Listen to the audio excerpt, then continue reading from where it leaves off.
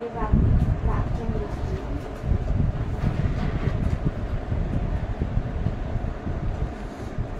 యోబు 23:10 నుంచి చదవండి. యోబు 23:10.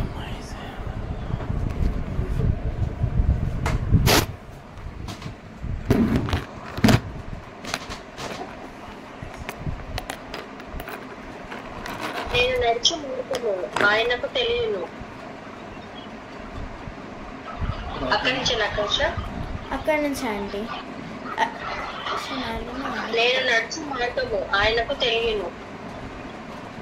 ఆయన నన్ను శోధించిన తరువాత నేను సువర్ణము వల్లే కనబడదు. ఆపండి. ఎట్లా అంటే సువర్ణంగా కనిపిస్తామంట మనం. ఎప్పుడు సువర్ణంగా కనిపిస్తాం? దానికి ముందే ఉంది దేవుడు మార్గంలో నడిచేటప్పుడు. శోధించిన తరువాత మనకి ఈ బాధ ఉంది, ఆ బాధ ఉంది, మనం బాధపడతాం. ఎందుకు దేవా, ఎందుకు ఇట్లా? కొన్ని సమస్యలు ఎట్లా అంటే కొన్ని టైమ్స్లో ఆ బాధ కృంగిపోయి దేవుడితో వాదన పెట్టుకుంటాం మనం. నాకెందుకు ఇట్లా చేసినావు, ఎందుకు ఇట్లా చేసినావు, నేనేం చేసినా తప్పు, నేనేం పాపం చేసినాను, నాకు ఈ శిక్ష ఇచ్చినావా అని అడుగుతాం. ఇక్కడ అంటున్నాడు, శోధనల తరువాత నువ్వు సువర్ణంగా కనిపిస్తావంట. మరి మనకి ఎన్నో శోధనలు ఉన్నాయి, మనం బాధపడుతున్నాం. ఈ శోధనలు ఎందుకు వచ్చినాయి మనకని ప్రార్థన చేస్తున్నాం. దేవుడికి ఇష్టము నువ్వు సువర్ణంగా కనిపించడము దేవుడికి ఇష్టము.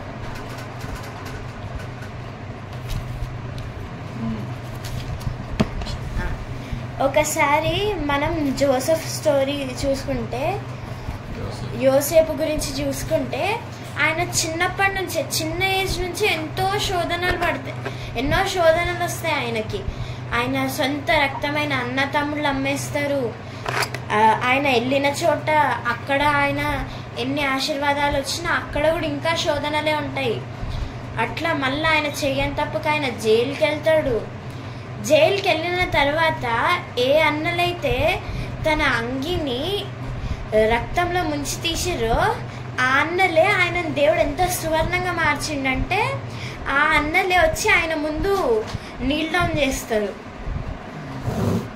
ఆయన ముందు సాగిలో పడతారు. అంత సువర్ణంగా నిన్ను నన్ను దేవుడు చేస్తాడు. శోధనలు వస్తున్నాయి, బాధపడొద్దు. దీని తర్వాత నువ్వు ఎంత సువర్ణంగా కనిపిస్తావు, నేను అది వేసుకుంటానా, నేను ఇది వేసుకుంటానా అని ఆలోచించాలి మనం. ఎంత సువర్ణంగా మారుతాను, నాకు ఈ కష్టం వచ్చింది, నష్టం వచ్చింది, దీన్ని ఎట్లా క్లారిఫై చేయాలి, బాధ వద్దు. దేవుడే తీరుస్తాడు, దేవుడు ఇస్తాడు, దేవుడు తీసుకుంటాడు. దేవుడు బాధ పెడతాడు, మళ్ళీ ఆ బాధను తీసేస్తాడు. మరి కొంతమంది సేవ చేసినప్పుడు, ఎక్కువగా ప్రార్థన చేసినప్పుడు తిట్లు పడతాయి. నేను 3 days ఫాస్టింగ్ ఉన్నా, నేను వాక్యం చెప్తా అని కూర్చున్నా. దాన్ని నెమరేసుకుందాం ఒకసారి. 3 రోజుల వాక్యం అని ఫస్ట్ టైం వాక్యం చెప్పినప్పుడు నా జుట్టు కట్ అయిపోయింది. ఆ రోజు నేను అనుకున్నా, సైతాన్ ఇంత శోధన పెడుతుంది, మమ్మీ తిట్టేలాగుంది, ఈ వాక్యం అయిపోయినాక నన్ను ఖచ్చితంగా కొడుతుంది అనుకున్నా. మమ్మీ ఏమనలే అనుకున్నా. నేను ఏడిసిన కొద్దిసేపు ఏడిసిన అనుకున్నా. సైతాన్ శోధన పెట్టిందంటే నేను ఏదో గొప్పగానే చెప్పబోతున్నా అనుకున్నా. మరి దేవుడు కార్యం చేసి నేను వాక్యం చెప్తుంటే ఆ రోజు మమ్మీ ఏడిచిండే. దేవా అందుకేనా అని అనిపించింది, అందుకేనా ఇంత శోధన పెట్టింది అని. మనము ఆయన మరి యోసేపు అంత శోధన పడి కూడా ఆయన హ్యాపీగానే ఉండే. సారీ డిస్టర్బ్ చేస్తున్నా. రికార్డింగ్ చేయరా? మేము వేరే ప్రేయర్ మీటింగ్ లో ఉన్నాము, మేము తర్వాత తింటాము. చేస్తున్నామండి. ఓకే.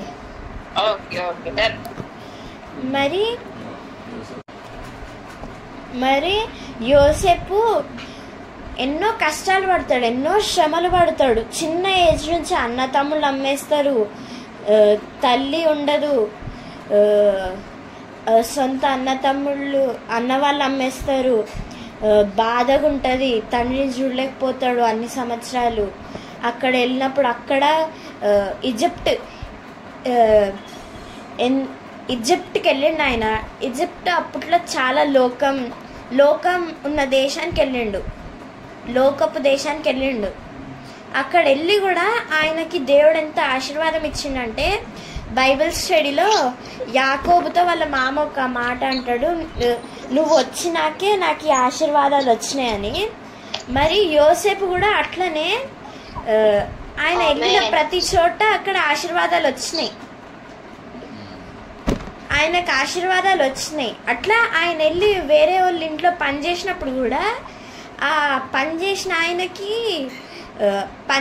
ఆయనకి ఎక్కువ ఆశీర్వాదాలు వచ్చి ఆయనే షాక్ అవుతాడు. పోతిఫరే షాక్ అవుతాడు, అదేంటి ఈ పిల్లోడు రాగానే నాకు ఇన్ని ఆశీర్వాదాలు వస్తున్నాయి అని. కానీ అక్కడ కూడా ఆ ఆశీర్వాదాలు చూసి తట్టుకోలేక సైతాన్ ఇంకా శోధన పెడుతుంది. మనము అరే ఆ పిల్ల చూడు ఎంత మంచిగా చెప్తుంది, ఆ అమ్మాయి చూడు ఎట్లుంది, అగో ఆ అబ్బాయి చూడు ఎంత మంచిగా పాటలు పాడుతుండు, చూడు కృష్ణక్కని ప్లేబ్యాక్ సింగర్ అంటున్నారు, రంగా ఆంటీ మంచిగా పాటలు పాడుతుంది, కర్ణ ఆంటీ మంచిగా పాటలు పాడుతుంది, అనంత ఆంటీ వాక్యం చెప్తుంది అనుకుంటా పొగుడుతారు. పొగిడినప్పుడు మనకి ఎన్ని శోధనలు వస్తాయి. పొగుడుతారు, అది చూసి సైతాన్ తట్టుకోలేదు, శోధనలు పెడుతుంది. దేవుడు పెట్టు శోధనలు ఎన్ని పెడతావు పెట్టు నా బిడ్డని, తనని ఇంకా సువర్ణంగా చేయబోతున్నాను నేను, పెట్టు అంటారు. ఎంతోమంది బాధతో ఏడుస్తారు, దేవా ఎందుకు ఇట్లా అని. కొంతమందిని అయితే చాలా తిడతాడు. శకుంతల ఆంటీనంట వెళ్ళిపో అన్నారంట. ఆంటీ ఎంత బాధపడుతుంది, ఆంటీ ఏసి చెప్తుంది డాడీకి. మరి కానీ కూడా ఆమె ఎంత సేవ చేస్తుంది. ఆమె ఎంతో మందిని నడిపించింది. జస్ట్ బస్ స్టాండ్లో నుంచొని ఇగో ఈ చర్చ్ ఉంది అని చెప్తుంది, సమస్యల్లో ఉన్న వాళ్ళతో మాట్లాడుతుంది, 2-3 మాటలు కలిపి దేవుడి గురించి చెప్తుంది, మార్చేస్తుంది.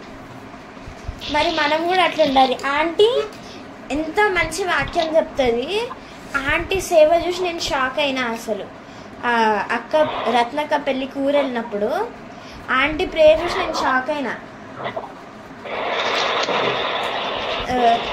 అంతగానం ప్రేయర్ చేస్తుంది ఆంటీ. మరి ఆంటీకి ఇన్ని శోధనలు ఉన్నాయి. త్వరలో మనం ఆంటీని సువర్ణంగా చూడబోతున్నాం. ఆంటీ బాధపడడానికి వీల్లేదు. మరి మనమంతా నిన్ను పక్కన వాళ్ళు తిడుతున్నారు, నిన్ను ఒకళ్ళు తిడుతున్నారు, నిన్ను బాధ పెడుతున్నారు, నిన్ను కావాలని బాధ పెడుతున్నారు, నిన్ను మాటలు అంటున్నారు, నీ మీద ఊస్తున్నారు, నిన్ను కొంతమందిని కొడతారు కూడా. అట్లా నీకెన్ని అది వాళ్ళు చేయట్లేదు, వాళ్ళలో ఉన్న సైతాన్ చేపిస్తుంది. అది ఎందుకు త్వరలో నువ్వు సువర్ణంగా మారబోతున్నావు, అట్లా మారడానికి నువ్వు వీల్లేదు.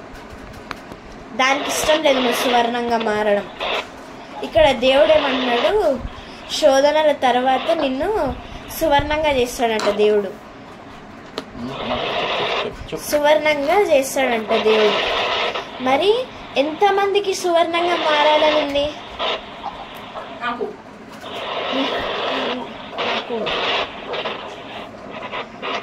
అందరికీ ఉంటుంది సువర్ణంగా మారాలి దేవుడి దృష్టిలో అని. నువ్వు ఎప్పుడైతే శోధనలు పడతావో అప్పుడే నువ్వు దేవుడిలో సువర్ణంగా అనిపిస్తావు తెలుసా దేవుడికి. అప్పుడే నువ్వు మంచిగా అనిపిస్తావు దేవుడికి. మనము కొంతమంది ఎట్లుంటారంటే బాధలు వచ్చినప్పుడు దేవుడి దగ్గర, బాధలు లేనప్పుడు బయట ఉంటారు. బాధలు ఉన్నప్పుడు రా కూర్చో, బాధలు లేనప్పుడు కూడా వచ్చి కూర్చో, నిన్ను నేను సువర్ణంగా మార్చబోతున్నా అని దేవుడు అంటున్నాడు. మరి అందరికీ సువర్ణంగా మారాలని ఉంటుంది, అందరూ మారుతారు. కానీ కొంతమంది ఉంటారు ముసుగులో ఉంటారు, 2 sides ఉంటారు. అట్లా ఉండొద్దు, అది దేవుడికి ఇష్టం లేదు. కాబట్టి మనం సువర్ణంగా, కష్టాలు వచ్చినాయని నువ్వు బాధపడవద్దు, నువ్వు దిగులు పడొద్దు, నువ్వు అస్సలు టెన్షన్స్ లేవు. నీ అప్పులు అయినాయి, నీ స్థలం అమ్మేసినావు, నువ్వు ఒక్క స్థలం అమ్మితే నీకు 2 స్థలాలు ఇస్తాడు దేవుడు. నువ్వు నీకు అప్పయింది కానీ నువ్వే ఇంకో 2 అప్పిచ్చేలాగా చేస్తాడు దేవుడు నిన్ను. నీకు బండి లేదు, కార్ లేదు, నువ్వు కార్ షోరూమ్ ఓపెన్ చేసే బిజినెస్ ఇస్తాడు దేవుడు. నీకు గొప్ప కార్యం చేస్తాడు. నిన్ను సువర్ణంగా మారుస్తా అని మాట్లాడుతున్నాడు, దేవుడే మాట్లాడుతున్నాడు. ఇంకా నీకు నాకు ఎందుకు టెన్షన్, భయం ఎందుకు? అరే లోన్లు కట్టాలి, అప్పులు కట్టాలి, ఈ కారు లోన్ తీయాలి, అది చేయాలి, ఇది చేయాలి, ఇల్లు కొనాలి, స్థలం లేదు, పిల్లల భవిష్యత్తు ఎట్లా, వీళ్ళు చదవట్లేదు అని నువ్వు బాధపడుతున్నావు. కానీ నువ్వు ఎప్పుడైతే నీ పిల్లల గురించి నువ్వు ఎప్పుడైతే బాధపడతావో అప్పుడే నీకు వాళ్ళు ఇంకా సువర్ణంగా కనిపిస్తారు. ఎట్లా తెలుసా? దేవుడు కార్యం చేస్తాడు. నువ్వు అనుకుంటావు చదవట్లేదు. నువ్వు ఒక్కసారి మోకాళ్ళ మీద కూర్చొని వాళ్ళ గురించి ప్రార్థన చేయి, వాళ్ళ గురించి కన్నీళ్ళు పెట్టి ప్రార్థన చేయి, వాళ్ళు గంటలో మొత్తం బైబిల్ కంప్లీట్ చేసేలా ఉంటారు. తిడితే కొడితే ఏమీ రాదు అంటాడు డాడీ ఎట్లా అంటే తిట్టాడు, కొట్టాడు, మంచిగా చెప్తాడు, దాని తర్వాత ఇంకా మంచిగా చెప్తాడు, దాని తర్వాత కొంచెం సీరియస్గా చెప్తాడు. ఇన్ని చెప్పినా వినకపోతే ఇంకా ఫుల్. డాడీ ఎప్పుడు ఏమన్నాడు, చదువులో కూడా తిట్టాడు, కొట్టాడు, మంచిగా చెప్తాడు. ఎట్లా చెప్తాడంటే చెప్తారే డాడీ చెప్పిండు చెయ్యాలి అన్నట్టు ఉంటుంది. మమ్మీ కూడా అట్లనే చెప్తుంది, కాకపోతే మమ్మీ కొంచెం గట్టి చెప్తుంది. మరి మనమంతా కూడా ఎట్లా ఉండాలి? దేవుళ్ళో సువర్ణంగా ఉండాలి. నువ్వు బాధపడొద్దు. ఎందుకు బాధపడతావు నువ్వు? ఎందుకు బాధ? దేవుడే అంటున్నాడు కదా నిన్ను సువర్ణంగా మారుస్తా అని. అనంత ఆంటీ ఏడిసి సాక్ష్యం చెప్పింది. ఆంటీ సంఘంలో నుంచొని కన్నీళ్ళు పెట్టి సాక్ష్యం చెప్పింది. ఆంటీతో ప్రవచనంలో దేవుడు దిగి వచ్చి మాట్లాడిండు, ఇస్సాకు లాంటి కొడుకుని ఇస్తా అన్నాడు. ఆంటీని ఎంతోమంది తిట్టిర్రు, పిల్లలు లేరు అని చెప్పి తిట్టిర్రు. కానీ ఆంటీ ఎట్లా అంటే ఇప్పుడు ఇస్సాకు లాంటి కొడుకు. మరి ఆంటీని దేవుడు సువర్ణంగా మార్చిండు, అవునా కదా? మార్చిండా లేదా ఆంటీ? మీరే చెప్పాలి. మార్చిర్రమ్మా. అంటే దారిలో ఉన్నాను ఇంకా. ఎస్.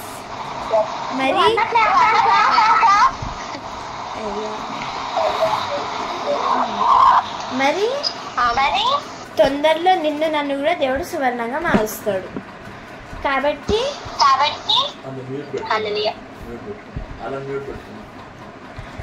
దేవుడు కార్యం చేస్తాడు, నిన్ను నన్ను సువర్ణంగా మారుస్తాడు, ఖచ్చితంగా మారుస్తాడు. మరి దారిలో ఉన్నారు, చాలా మంది దారిలో ఉన్నారు. మరి నవ్యక్క అక్క చదివి జాబ్ కోసం ట్రై చేసింది, బాధపడ్డది. అక్క ఇప్పుడు మంచి జాబ్ చేస్తుంది, అక్కకి జాబ్ వచ్చింది, సువర్ణంగా మారింది. ఇంకా సువర్ణంగా దేవుడు మారుస్తాడు. అక్క వాళ్ళ ఇంటి వాళ్ళందరినీ మారుస్తాడు దేవుడు. మరి మనం ఎంతోమంది ఎన్నో బాధలతో ఎన్నో రోగాలతో వస్తారు. ఈ సంఘానికి ఎంతోమంది వచ్చారు. ఒక వాక్యం ఉంటుంది, 10 మంది కుష్టి రోగుల గురించి. 10 మంది 10 మందిలో అందరూ 10 మంది బాగా అవుతారు, కానీ 9 మంది వెళ్ళిపోతాడు, ఒక్కడే నుంచుంటాడు, ఒక్కడే వస్తాడు థ్యాంక్స్ గివింగ్ కోసం. మరి ఎంతోమంది సంఘానికి వచ్చారు, వెళ్ళిపోయారు. వాళ్ళు సువర్ణంగా మారడం సైతానికి ఇష్టం లేదు. వాళ్ళ బ్రెయిన్ని అటు సైడ్ తిప్పేసింది సైతాన్. ఎంతోమంది సంఘానికి వచ్చి వెళ్ళిపోయారు, కానీ నువ్వు నేను ఇంకా ఈ సంఘంలో కూర్చున్నామంటే ఏంటి? నువ్వు ఇంకా ఇంకా ఇంకా సువర్ణంగా మారబోతున్నావు. నీకున్న కష్టాలు తీరినా నువ్వు ఇక్కడ కూర్చున్నావు. ఆ 10 మందిలో ఒకడిలాగా నువ్వు నేను ఉన్నాము. కాబట్టి నిన్ను నన్ను ఇంకా సువర్ణంగా మారుస్తాడు దేవుడు, ఇంకా సువర్ణంగా మారుస్తాడు. హల్లెలూయా. ఆంటీ కింద 11th వర్స్ కూడా చదవరా ఒకసారి?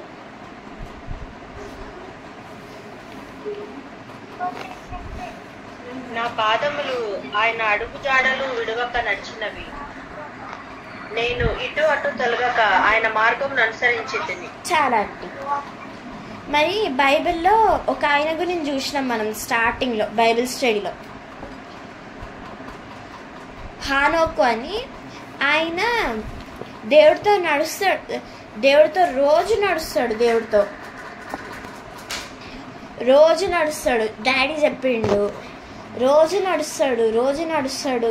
అటువైపు ఆయన ఫ్యామిలీని ఆయన చూసుకుంటాడు, ఇటువైపు దేవుడితో కూడా నడుస్తాడు. అట్లా మనం ఉన్నాం. మన జాబ్స్ మనం చూసుకుంటున్నాము, మన కష్టాలు మనం తీర్చుకుంటున్నాము, దేవుడు హెల్ప్ చేస్తున్నాడు వాటిలో మనకి. కాబట్టి మనం ఇంకా ఇంకా మంచిగా రోహన్ రికార్డ్ అవుతుంది, మనం ఇంకా బలపడుతున్నాం దేవుడిలో. ఆయన ఎంత బలపడ్డాడంటే ఆయన దేవుళ్ళు నడుస్తూ ఒకరోజు ఎట్లయిందంటే ఆయన చనిపోకుండానే ఆయన పరలోక రాజ్యం వెళ్ళిండు. మన సంఘం ఆయనలాగా నడుస్తుంది, మన సంఘం దేవుడితో ఆయనలాగా నడుస్తుంది. కాబట్టి మనము దేవుడితో నడుస్తున్నాం. నీకెన్ని టెన్షన్స్ ఉన్నా అవన్నీ ఆయన ఫ్యామిలీని, ఫ్రెండ్స్ని అందరినీ పక్కన పెట్టి రోజు మినిమం సగం రోజు గడిపెట్టాడు అనుకోండి దేవుడితోటి, ఒక పూట అంతా దేవుడితో గడిపెట్టాడు, నడుస్తూ. మరి మనం కూడా ఎవ్రీ సండే ఒక్కొక్క పూట నడుస్తున్నాం. ప్రతిరోజు సండేనే కాదు, ఒక్కొక్క పూట నడుస్తున్నాం, దేవుడితో నడుస్తున్నాము. మరి ఎంత గొప్ప కార్యం కదా, దేవుడు మనకు ఆ సమయం ఇచ్చిండు. ఎంతో మందిని ఇక్కడ కూర్చొనియకుండా సైతాన్ శోధన పెడుతుంది, ఇక్కడ కూర్చొనియకుండా టైం ఇవ్వట్లేదు, ఎక్స్ట్రా జాబ్ పెడుతుంది, వాళ్ళకు కూడా దేవుడు టైం ఇవ్వను కాక. మరి ఆయనలాగా మనం నడుస్తున్నాము. కొంతమంది ఉన్నారు, నడవాలా ఏంది ఇప్పుడు ఈడదాకా నడవాలా, సండే రావాలా తప్పదా, బా ఎందుకులే ఇవాళ తలనొస్తుంది, ఎందుకులే ఇవాళ చుట్టాలు వస్తారు అనుకుంటా, ఎందుకులే ఇవాళ కాలు నొస్తుంది, ఎందుకులే ఎక్స్ట్రా వర్క్ ఉందమ్మో, నేను వర్క్ చేయకపోతే నన్ను జాబ్లో నుంచి తీసేస్తారు, దేవుడు అయితే నాతోటే ఉంటాడు కదా, జాబ్ పోతే జాబ్ ఎవరిస్తారు అనుకుంటాం. కానీ దేవుడు కార్యం చేస్తాడా చేయడా, నీకు టైం ఇస్తాడు టైం ఇచ్చినప్పుడు నువ్వు అటెండ్ కాకపోతే దేవుడు చెయ్యి వదలడ్లే అనుకొని వదిలేస్తాము. వదలడ్లే నా చెయ్యి పట్టుకొనే ఉంటాడులే, నేను సండే పోకపోతే ఒక్క సండే పోకపోతే ఏం కాదు అంటాడు. దేవుడు నీతో మాట్లాడాడు కదా, దేవుడి మాటలు నువ్వు వినలేవు కదా, అవునా కదా? నీతో దేవుడు ఎవ్రీ సండే మాట్లాడుతున్నాడు, అందరితో మాట్లాడుతున్నాడు, ఒక్కరితో అక్కడ వచ్చిన వాళ్ళతోటే కాదు, ఎంతమందితో మాట్లాడుతున్నారు అంటే కొంతమంది మాట్లాడే టైంలో ఉండలేకపోతున్నారు అక్కడ, అంటే టైం అదవుతుంది. కాబట్టి దేవుడు కార్యం చేస్తాడు. ఎవ్రీ సండే కంపల్సరీ రావాలి. హానోక్ లాగా నువ్వు నేను నడవాలి. ఏ నొప్పి వచ్చినా సంఘానికి వస్తే తగ్గిపోతుంది, అవునా కదా? చుట్టాలు వచ్చినా, ఫ్రెండ్స్ వచ్చినా, ఎవరు వచ్చినా కూడా వాళ్ళని నువ్వు సంఘంకి తీసుకొచ్చి కూర్చోబెట్టి నువ్వు దేవుడి గురించి ఇంకో 4 మాటలు చెప్పాలి. మరి దేవుడు నన్ను హానోక్ లాగా నిలబెట్టును గాక, మనము హానోక్ లాగా దేవుడితో నడువును గాక. నడుస్తున్నాము, 4-5 ఒకేసారి ప్రవచనం మాట్లాడుతున్నారు అంతమంది. దేవుడు అంటే ఎంతగా దేవుడికి మనతో మాట్లాడాలని ఉంది, ఎంతగా మాట్లాడాలని ఉందంటే ఏమన్నా పోయినసారి ప్రవచనం అంటే మొన్నటి ప్రవచనం ఏంటంటే, మొన్న లేట్గా వచ్చారు డాడీ వాళ్ళు. ఏమైంది డాడీ అంటే దేవుడి ప్రవచనం మాట్లాడింది అన్నారు. మరి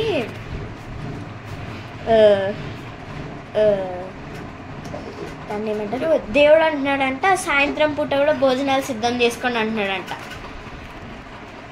అంటున్నాడంటే ఏంటి? దేవుడు నీకు టైం ఇవ్వకుండానే అంటాడా? నీకు టైం లేదని తెలిసి అంటాడా? నీకు టైం ఇస్తాడు, నువ్వు ఆ టైంలో వచ్చి కూర్చోవాలి. అక్కడ నీకు 2 నిమిషాలైనా అక్కడ కూర్చొని లెగవాలి. నువ్వు అందరూ రావాలి అంటున్నాడు. మరి సాయంత్రం కూడా భోజనాలు సిద్ధం చేసుకొని అంటున్నాడంట. అంటే అంతసేపు దేవుడు మనతో మాట్లాడబోతున్నాడు. అంతసేపు ఎంతమందికి అంతసేపు అక్కడ కూర్చోాలని ఉంది? ఎంతమందికి దేవుడి మాటలు నీకు వినాలని ఉంది? నాకైతే ఉంది. అందుకే నేను ఎవ్రీ సండే వస్తున్నాను. ఎంతమందికి అక్కడ కూర్చొని దేవుడు మాట్లాడుతుంటే ఎట్లుంటుంది అంటే నీ సమస్యలన్నీ నీకు తీరిపోయినాయి అన్నట్టు ఉంటుంది. మరి దేవుడు అందరికీ టైం ఇయ్యను గాక. ఆంటీ 13th ఒకసారి చదవండి ఆంటీ. అయితే ఆయన ఏక మనస్సు గలవాడు, ఆయనను మార్చుకునేవాడు, ఆయన తనకు ఇష్టమైనది ఏదో అదే చేయి. ఆంటీ ఒకసారి సరే 12th చదవరా ఆంటీ? సారీ మర్చిపోయిన, 12 చెప్పేసిన అంటున్నా. 12 ఆయన పెద్ద ఆజ్ఞను నేను విడిచి తిరగలేదు, ఆయన నోటి మాటలను నా స్వాభావిప్రాయం కంటే ఎక్కువగా ఎంచింది. దేనికంటే ఎక్కువగా ఎంచిండంట? Self respect. మాటలను ఎక్కువగా ఎంచింది. దాన్ని ఇంగ్లీష్లో సెల్ఫ్ రెస్పెక్ట్ అంటారు. సెల్ఫ్ రెస్పెక్ట్ అంటే తెలుసా? నువ్వేమైనా పని చేసినప్పుడు, నువ్వెవరికన్నా సాయం చేసినప్పుడు, అరే నేను చేసిన తెలుసా, నేను చేసిన అని చెప్పి చెప్పుకుంటాం. సెల్ఫ్ రెస్పెక్ట్ అది. మనకి మనం సెల్ఫ్ రెస్పెక్ట్ ఇచ్చుకుంటున్నాం. కాబట్టి అయితే ఇక్కడ ఏమంటున్నాడు? సెల్ఫ్ రెస్పెక్ట్ కంటే ఎక్కువగా భావించాలంట ఆయన ఆజ్ఞని. మరి డాడీతో మాట్లాడుతున్నాడంట. నీకు ముదిమి వచ్చే వరకు నిన్ను ఎత్తుకుంటా అన్నాడంట. మరి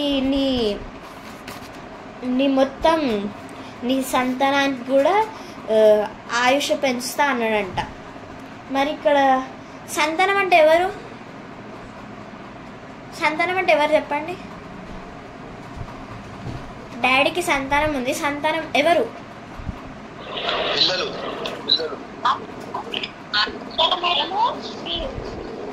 అందరూ మనం అందరం ఈ సంఘంలో ఉన్న ప్రతి బిడ్డ డాడీ సంతానమే. అవునా కదా? ఆత్మీయ సంతానమే కదా కదా. మరి మనకి దేవుడు ఆయుష్ పెంచుతా అంటున్నాడు. ఎవరి ద్వారా? డాడీ ద్వారా. మరి డాడీ సెల్ఫ్ రెస్పెక్ట్ అంటే నాకు జాబ్ ఉంది, ఎలక్షన్స్ ఉన్నప్పుడు కూడా నాకు జాబ్ ఉంది, నేను చేయలేను, నేను రాను సండే, మీరే వెళ్ళండి అని అనలే. సండే కూడా డాడీ మాటలు వినాలి, దేవుడి మాటలు వినాలి అని చెప్పి వచ్చి కూర్చొని వాక్యం విని చెప్పి తన సెల్ఫ్ రెస్పెక్ట్ని అక్కడ డాడీ పక్కన పెట్టి తన టైం తను క్రియేట్ చేసుకొని వచ్చి దేవుడి ఆజ్ఞ వినడానికి కూర్చున్నాడు. అవునా కదా? డాడీ అరే నేను కింద కూర్చోలేను, నాకు చైర్ తీసుకురండి, నా తెల్ల షర్ట్ ఖరాబ్ అవుతుంది, నేను కూర్చోలేను కింద, నేను గోడ కానుకోలేను, చైర్ తీయండి, అది క్లీన్ చేయి, ఇది క్లీన్ చేయి, అది పెట్టు, ఇది పెట్టు. డాడీ చెప్తే చేస్తాము. కానీ ఇక్కడ డాడీ ఏం చేస్తాడు? అట్లా డాడీ చేయడు. ఒక ఆయన అనంత అంటే ఒక వాక్యం చెప్పింది, మొన్న వాక్యం చెప్పింది. వాక్యంలో అన్నది ఒక ఆయన అంటే వేరే ఆయన మీద 10,000 అప్పు వేసిందంట వేరే ఆయన మీద. ఒక పాస్టర్ ఆయనకైనా సెల్ఫ్ రెస్పెక్ట్ చూపించుకున్నాడు, గర్వం చూపించుకున్నాడు. కానీ డాడీ అట్లా కాదు. ఇంకా డాడీ దగ్గర లేకపోయినా ఎవరి దగ్గర అస్సలే లేదో వాళ్ళకి సాయం చేస్తాడు. నాకు అది చాలా ఇష్టం డాడీలా. ఒకళ్ళకి సాయం చేసే అది ఉంది డాడీకి. Self respect. నేను గవర్నమెంట్ ఆఫీసర్ని, నేను ఎందుకు చేయాలి, నేను కింద ఎందుకు కూర్చోవాలి, నేను పైన ఎందుకు కూర్చోవాలి. డాడీ ఇంట్లో కూడా పైన అస్సలు కూర్చోడు. డాడీకి అట్లా పైన చిన్నప్పటి నుంచి కూడా డాడీ ఎప్పుడు పైన కూర్చోలేదని ఇప్పటికి కూడా డాడీ కింద కూర్చుంటాడు. ఎవరన్నా వస్తే పైన కూర్చుంటాడు. కానీ అస్సలు కింద కూర్చోడు, పైన కూర్చోడు డాడీ ఇంట్లో, కిందనే కిందనే కిందనే. డాడీకి చిన్నప్పటి నుంచి చైర్స్ లేక అలవాటు కదా, అది ఇంకా అట్లా కంటిన్యూ అయిపోయింది. మనకి దేవుళ్ళ టైం గడిపే అలవాటు కదా, టైం గడిపేస్తాడు. ఎక్కడున్నా దేవుడు ప్రేయర్ ఆపడు. మరి మనకు కూడా టైం పెట్టే అలవాటు ఉండాలి. ఏం అలవాటు ఉండాలి? టైం పెట్టే అలవాటు. టైం పెట్టే అలవాటు. మరి మనం అందరం టైం పెడుతున్నామో పెడతలేమో మనల్ని మనం ఒకసారి టెస్ట్ చేసుకోవాలి. తన ఆజ్ఞ కంటే ఎక్కువ, నీ సెల్ఫ్ రెస్పెక్ట్ కంటే ఎక్కువగా ఆజ్ఞని, దేవుడి ఆజ్ఞని నువ్వు వినాలి. అరే నేను ఇప్పుడు చర్చ్కి పోవాలా, నేను చర్చ్కి వెళ్ళాలా, అరే ఏం చర్చ్ బై, అరే బాబా చర్చ్ పోవాలంట, నాకేమో ఆపని ఉంది, నేనేమో పొద్దంతా ఆఫీస్లో ఉండేసి వస్తా, నైట్ షిఫ్ట్ చేసేసి వస్తా. ఇప్పుడు నేను చర్చ్కి వెళ్ళి అక్కడ కూర్చొని మళ్ళీ రేపు పొద్దున్నే లేచి మళ్ళీ ఆఫీస్కి వెళ్ళాలా, ఎట్లా వెళ్తామబ్బా, అరే ఎట్లయితుంది అని అనుకుంటా. కానీ దేవుడు ఏమంటున్నాడు, సెల్ఫ్ రెస్పెక్ట్ కంటే, ఇక్కడ సెల్ఫ్ రెస్పెక్ట్ కంటే దేవుడు ఆజ్ఞని ఎక్కువగా భావించాలి. మనం ఖచ్చితంగా భావించాలి. మాటలోనే ఉంటుంది, మత్తయిలో అనుకుంటా, సేవకులకి 7 అంతలు ఎక్కువ శిక్ష ఉంటుంది, 7 అంతలు ఎక్కువ శిక్ష ఉంటుంది. ఇక్కడ మనం అంతా ఎట్లున్నామంటే, డాడీ ఒక్కడే సేవకుడు కాదు, మమ్మీ ఒక్కతే సేవకుడు కాదు, అందరం సేవకులమే. అందరూ ప్రేయర్ చేస్తారు, అందరు పాటలు పాడతారు, అందరూ ఒక్కొక్కళ్ళని మించి ఒక్కొక్కళ్ళని బీట్ చేసుకుంటూ వెళ్తారు వాక్యంలో. మరి మనం అందరం సేవకులమే కదా, ఆ వాక్యం ఉట్టి సేవకులకే లేదు, నీకు ఉంది నాకు ఉంది. ఎందుకు? మనం కూడా సేవకుల్లాగా ఉన్నాం. ఇప్పుడు మనం కూడా వాక్యం చెప్తున్నాం. మనం ఏ చిన్న తప్పు చేసినా నార్మల్గా వేరే వాళ్ళకి తక్కువ ఉంటుంది, మనకి 7 అంతలు ఎక్కువ ఉంటుంది. మనకి కాదు, అందరికీ. ఎందుకంటే సంఘంలో ప్రతి ఒక్కరు సేవకులే కాబట్టి ఖచ్చితంగా దేవుడు ఆజ్ఞ వినాలి. నువ్వు ఎప్పుడైతే దేవుడు ఆజ్ఞ వినవో దేవుడిని చెయ్యి వదిలేస్తాడు, నీతో ఉంటాడు, టైం ఇస్తాడు, కూర్చో అని టైం ఇస్తాడు, చెప్తాడు, వాక్యం ద్వారా మాట్లాడతాడు. నువ్వు ఆ వాక్యం వినడానికి టైం ఇస్తలేవు దేవుడికి. నీ బాధలు తీర్చాలి, నిన్ను సువర్ణంగా మార్చాలని దేవుడికి ఎంతగానో ఉంది. కానీ మనం ఏం చేస్తున్నాము, మనం ఇంకా అరే ఇప్పుడు పోవాలా, నేను తలంతా నొస్తుంది, కడుపు నొస్తుంది, రేపు పొద్దునే మళ్ళీ ఆఫీస్ వెళ్ళాలి, సాయంత్రం మళ్ళీ అది మీటింగ్ అటెండ్ అవ్వాలి. సరేలే సాయంత్రం అటెండ్ అవుతాం, పొద్దున పోకపోతే ఏముందిలే. సాయంత్రం దేవుడు ప్రవచనంలో మాట్లాడట్లే, పొద్దున మాట్లాడుతున్నాడు, సండేస్ మాట్లాడుతున్నాడు. అపోస్తుల బోధలో అపోస్తులతో ఎట్లయితే దేవుడు వాళ్ళతో ఉన్నాడో, వాళ్ళతో ఉండి వాళ్ళతో రోజంతా మాట్లాడిండో, అట్లా నీతో కూడా మాట్లాడుతూ అంటున్నాడు. సాయంత్రం కూడా భోజనం సిద్ధం చేసుకోండి అంటున్నాడు. మరి మనం టైం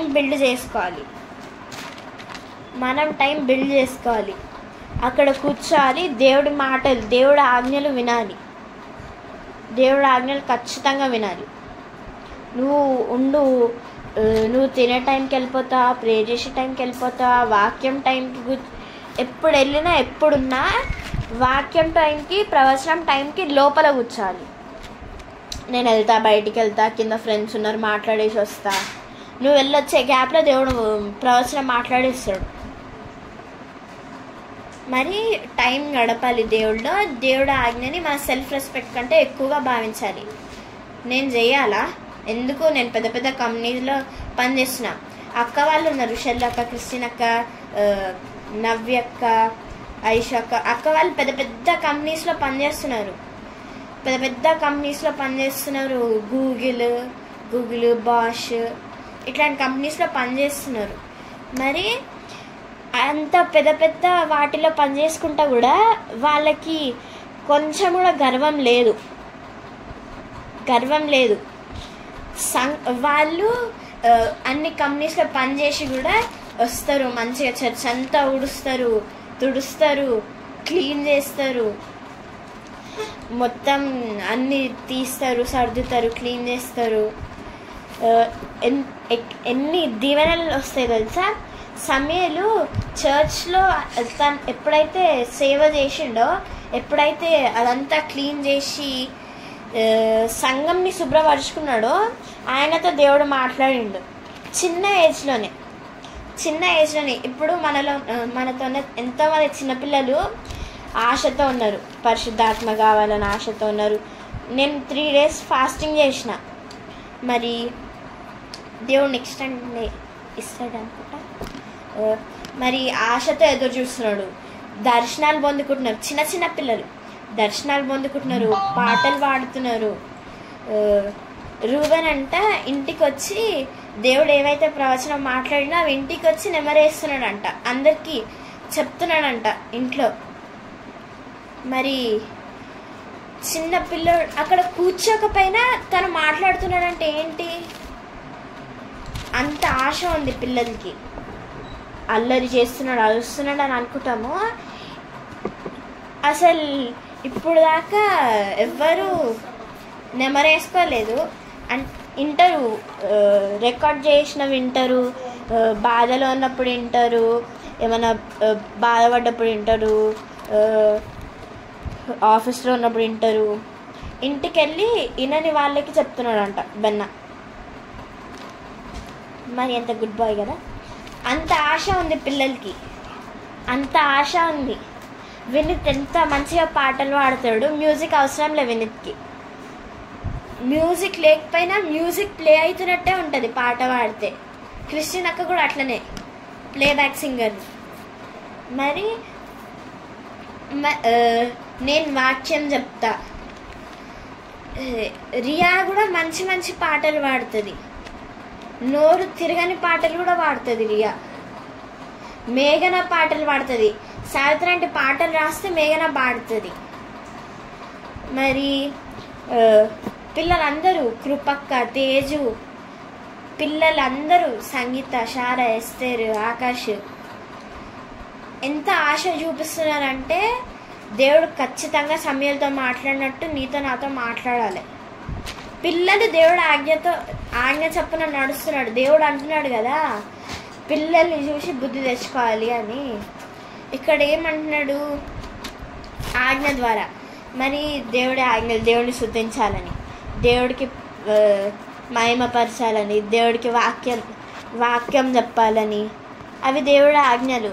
మరి పిల్లలు పాటిస్తున్నారు, మనం కూడా పాటించాలి కదా. పాటించాలా లేదా? మనం పాటించాలి. కాబట్టి మనము ఎవ్రీ సండే సంఘానికి రావాలి, దేవుడి ఆజ్ఞలు విని ఆ వారమంతా వాటిని నెమరేసుకోవాలి. మనం ఆ వారమంతా నెమరేసుకోవాలి. ఓకే, ఒకసారి 13 chapter చదవండి ఆంటీ.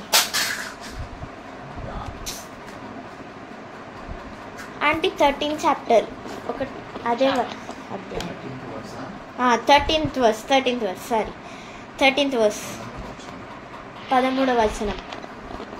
ఆయన ఏక మనసు గలవాడు, ఆయన ఆంటీ వాయిస్ బ్రేక్ అవుతుందా ఆంటీ? వినిపిస్తుంది ఆంటీ. అయితే ఆయన ఏక మనసు గలవాడు, ఆయన తనకి ఇష్టమైంది ఏదో చేయడు.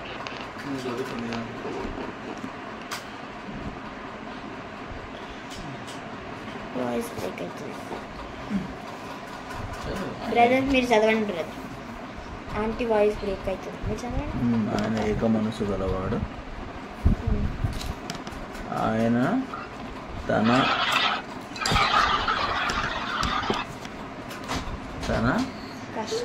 కష్టమైనది ఏదో అది చేయను. తనకి ఇష్టమైనది ఏదో చేయను. నాకు విధింపబడిన దానిని ఆయన నెరవేర్చను. అట్టి ఈ పనులను ఆయన అనేకములుగా జరిగించువాడై ఉన్నాడు. అట్టి మరి దేవుడు మనతో మాట్లాడుతున్నాడు, నీతో నాతో మాట్లాడుతున్నాడు. దేవుడు నీకు తనకి ఏదైతే ఇష్టమో అది ఆయన చేస్తాడంట. మరి దేవుడికి నీతో నాతో ముచ్చటించడం చాలా ఇష్టమై ఉన్నదని చెప్తున్నాడు. ఖచ్చితంగా మాట్లాడతాడు. రాత్రి కూడా భోజనం చేసుకొని అంటున్నాడు. చేసుకుంటాం, సంఘంలో కూర్చొని మనం ఎన్నో విందులు సెలబ్రేట్ చేసుకుంటాం. మీరు ఎన్నెన్నో విందులు జరపబోతున్నారు అని అన్నాడు. మరి ఎన్నెన్నో విందులు మనం చూడబోతున్నాం. గొప్ప గొప్ప విందులు. విందులు అంటే ఏంది? మనకి జరిగిన మంచిని మనం పంచుకొని దాన్ని తలుచుకొని మనం సంతోషంగా తింటాము, సంతోషంగా ఉంటాము దాన్ని తలుచుకొని. విందు అంటే రోహన్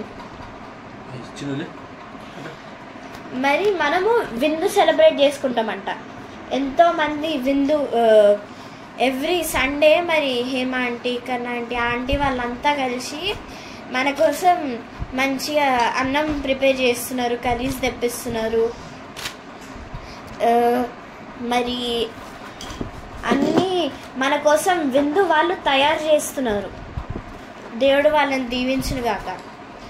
మనం ఆ విందులో ఖచ్చితంగా పాల్గొనాలి. విందుల గురించి మాట్లాడుతున్నాడు దేవుడు. తను అనుకున్నది తను కంపల్సరీ చేస్తాడంట. మరి ఒకసారి మనము కీర్తనలు కొరింథీయులు అంటే 2 కొరింథీయులు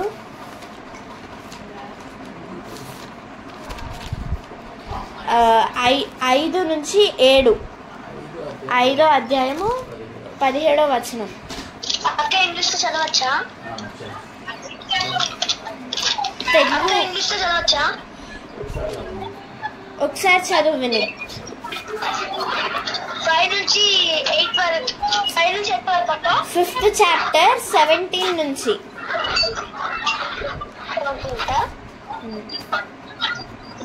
అక్క 5th 17th 17, 18. Therefore, if anyone is in Christ, he is a new creation. All things have passed away. Behold, all things have become new. Now all things are of God, who has reconciled us to himself through Jesus Christ, and has given us the ministry of reconciliation. అంటే ఒకసారి ఎవరైనా తెలుగులో చదువుతారా?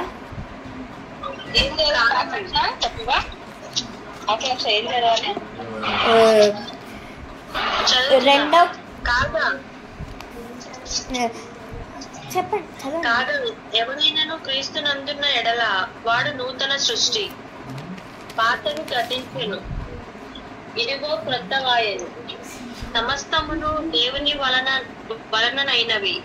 ఆయన మనలను క్రీస్తు ద్వారా తనతో సమాధాన పరుచుకొని ఆ సమాధానపరచు పరిచర్యను మాకు అనుగ్రహించాను. ఓకే అండి, చాలా అంటే మరి నూతన సృష్టి. ఎంతమంది దేవుళ్ళు అలా ఉన్నారు.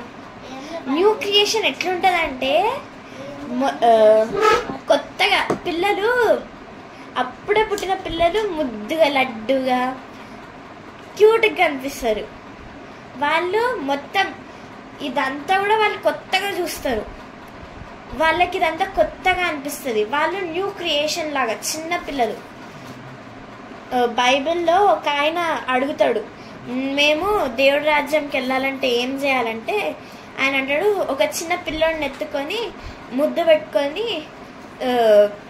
చిన్న పిల్లల్లాగా ఉండాలని చెప్తాడు. మరి మనమంతా కూడా చిన్న పిల్లల్లాగా ఉండాలి. వాళ్ళు నూతనంగా అన్నీ నూతనంగా తెలుసుకుంటారు. వాళ్ళు కొత్తగా తెలుసుకుంటారు,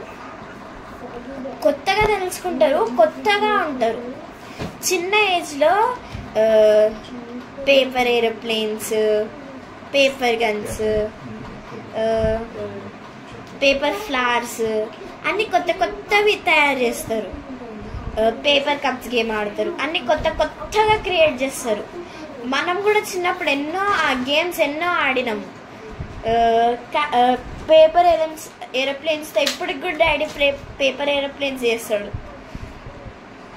మరి మనం ఎట్లుండాలి? ఆ పిల్లల్లాగా నూతనంగా ఉండాలి. నువ్వు ఎట్లా నిన్ను నువ్వు నూతన పరుచుకున్నావు. ఎట్లా? నువ్వు బాప్తిజం తీసుకొని నిన్ను నువ్వు నూతన పరుచుకున్నావు. నువ్వు ఇప్పుడు దేవుళ్ళు ఒక చిన్న పిల్లోడ్లాగా ఉన్నావు.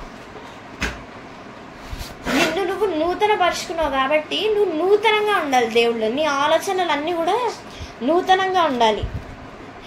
అయ్యో ఇన్ని ఇక్కడ ఏం మాట్లాడుతున్నాడు? పాతవన్నీ గతించిపోయినాయి. నీ పాత లైఫ్ అంతా గతించిపోయింది. నీ పాత లైఫ్ అంతా కంప్లీట్ అయిపోయింది. అది ఇంకా ఆ చాప్టర్ ఇంకా క్లోజ్. ఒక్కసారి ఆ చాప్టర్ కంప్లీట్ అయిందంటే అది ఇంకా క్లోజ్. కొత్త చాప్టర్కి నువ్వు ఎంటర్ అవ్వాలి. నువ్వు ఇంకా అరే ఆ జాబ్లో అట్లా అన్నారు, ఇప్పుడు మళ్ళీ వెళ్ళి అదే జాబ్లో ఇంటర్వ్యూ ఇస్తే ఏమనుకుంటారో ఏమో, నేనే రిజైన్ చేసి వచ్చేసిన, నేనే వచ్చేసిన, ఇప్పుడు మళ్ళీ నేనే వెళ్ళి అడిగితే ఎట్లుంటుంది? అబ్బా, ఇప్పుడు ఆ కంపెనీలో జాబ్ అవసరమా? వేరేది తీసుకుందాం కదా, ఎట్లుంటుందో ఏమో, ఎట్లా అనుకుంటాం. కానీ దేవుడు అంటున్నాడు టెన్షన్ అవసరం లేదు, పాతవన్నీ గతించిపోయినాయి. నిన్నొకళ్ళు తిట్టిరు, నిన్నొకళ్ళు కొట్టిరు, అదంతా గతించిపోయింది. Every day is a new day. మొన్న డాడీని నేను టైం గురించి మాట్లాడుతున్నా డాడీతోటి. అయితే డాడీ అన్నాడు, ఒక్కసారి పోయిన సెకండ్ని నువ్వు మళ్ళీ వాపస్ తేలేవు. ఒక్కసారి క్లోజ్ చేసిన చాప్టర్ని నువ్వు మళ్ళీ ఓపెన్ చేయలేవు.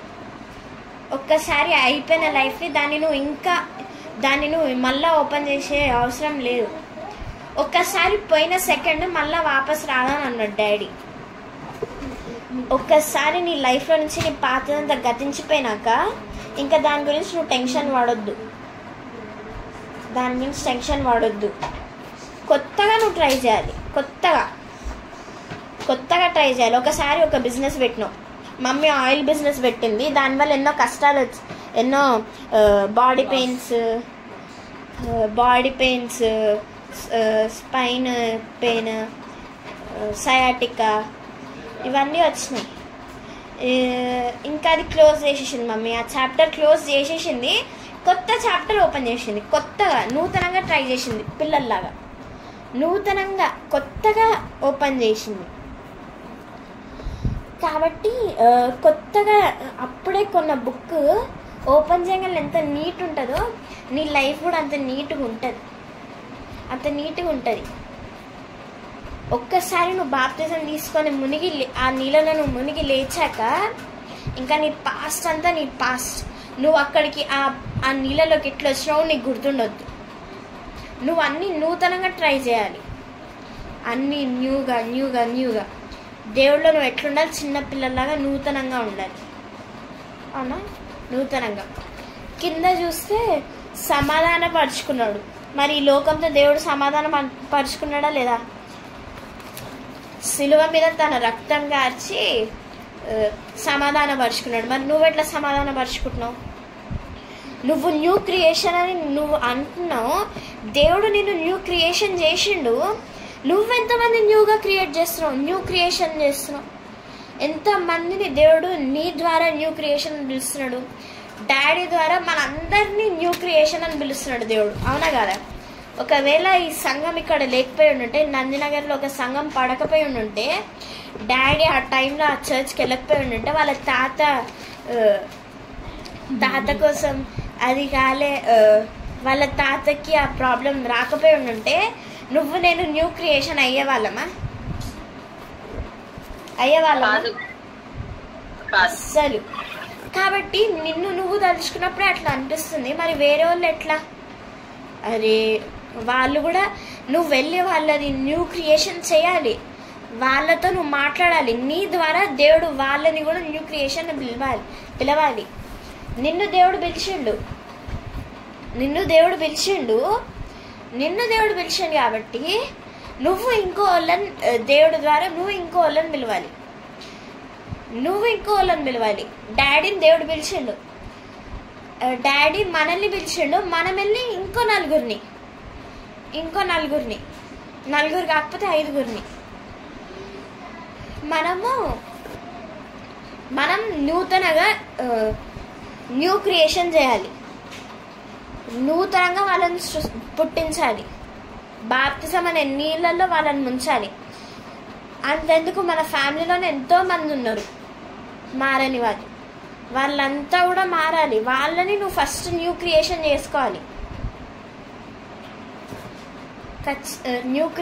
చేసుకోవాలి. దేవుడు సమాధానం అంటున్నాడు, నువ్వు వాళ్ళతో సమాధానపరుచుకోవాలి, నువ్వు వాళ్ళతో సమాధానపరుచుకోవాలి. వాళ్ళతో సమాధానపరుచుకున్న తర్వాత నువ్వు వాళ్ళని న్యూ క్రియేషన్గా మార్చి నీకు వస్తాయి ఆశీర్వాదాలు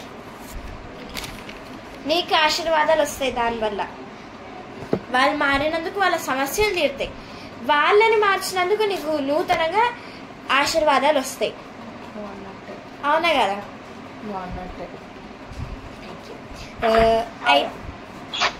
మరి మనం ఎన్నో కష్టాలు పడతాం, ఎన్నో బాధలు పడతాం. మన కష్టాలన్నీ దేవుళ్ళకి వచ్చినాక తీరిపోయినాయి. అమ్మయ్య, నా కష్టాలన్నీ నేను ఇంకా హ్యాపీ కాదు. వెళ్ళి నువ్వు అదే హ్యాపీనెస్ ఇంకో 4-5గురితో పంచుకొని వాళ్ళని నువ్వు నూతనంగా క్రియేట్ చేసేలాగా నువ్వు ఉండాలి. దేవుడు నిన్ను ఉంచును కాక ఖచ్చితంగా నువ్వు వేరే వాళ్ళని నూతనంగా క్రియేట్ చేయాలి. దేవుడు మాట్లాడుతున్నాడు, నేను నిన్ను అడుగుతా, నువ్వు ఎంతమందిని మార్చావని నేను నిన్ను అడుగుతా అని ప్రవచనం ద్వారా. మరి మనం ఇంకో వాళ్ళని నూతనంగా క్రియేట్ చేయాలి. మనం ఒకసారి నూతనంగా క్రియేట్ అయిపోతే ఇంకా అది క్లోజ్ కాదు. నువ్వు ఇంకో 4గురిని నూతనంగా క్రియేట్ చేసినప్పుడు అప్పుడు దేవుడికి ఇంకా అధిక ఆశీర్వాదాలు ఇస్తాడు, ఇంకా ఇంకా ఇంకా సువర్ణంగా మారుస్తాడు. నీకు రావచ్చు, కష్టాలు రావచ్చు, నువ్వు చెప్పుండొచ్చు కానీ వాళ్ళు వినకపోయి ఉండొచ్చు.